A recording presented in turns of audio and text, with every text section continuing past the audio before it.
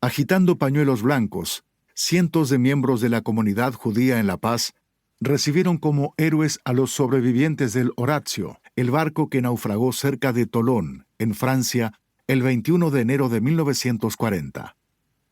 146 de los sobrevivientes judíos fueron llevados a hospitales en Francia e Italia, y una vez dados de alta, retornados al puerto de Génova del que habían partido. Varias semanas después, se embarcaron en el Augustus, que los transportó a su destino, la ciudad de Arica, en Chile. Allí los esperó una pequeña comitiva de bienvenida, y fueron distribuidos en varios vagones de un tren que, en casi 2 días de serpentino viaje, los transportó desde el desierto chileno hasta los 4.265 metros de altitud del punto más alto del trayecto, para volver a bajar al árido pero hermoso altiplano boliviano, cubierto de casas con techo de paja.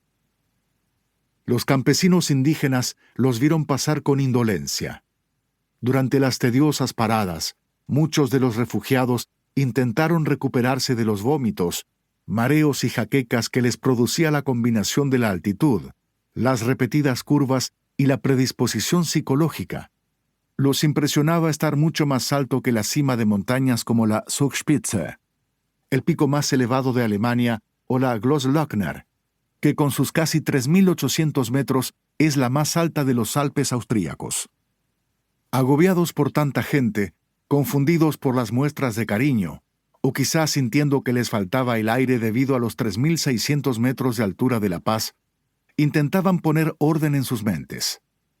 Lo peor era dar detalles sobre la tragedia del Horatio, contar que el barco, que había hecho decenas de viajes a Sudamérica, trasladando migrantes hebreos junto a su gemelo, el Virgilio, se había incendiado, que habían muerto unas 110 personas, que se había hundido después de haber superado mucho sufrimiento y amargura, un sinfín de desventuras vividas en Berlín y Hamburgo, Viena y Salzburgo, Varsovia y Lodz.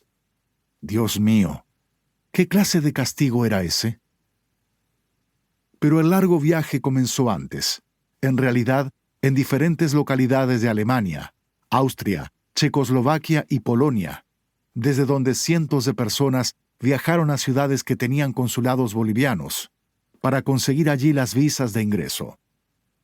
Superado este paradero, los viajeros debían evadir todas las trabas impuestas por los nazis antes de dirigirse a Génova, ciudad de la que zarparía el barco cuyo viaje terminaría en la muy digna Estación Central de Trenes de La Paz, una estructura de estilo neoclásico y muros rosa pálido de bella piedra comanche, inaugurada en 1930 con confeti, bandas de música y discursos demasiado largos.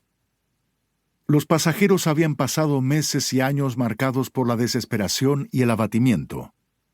Angustiados por tanta fatalidad, es probable que no quisieran hablar mucho de lo vivido, pero sus correligionarios en La Paz necesitaban saber cómo estaba todo, si existía la posibilidad de que las potencias hicieran algo, si tenían noticias de un amigo o familiar desaparecido.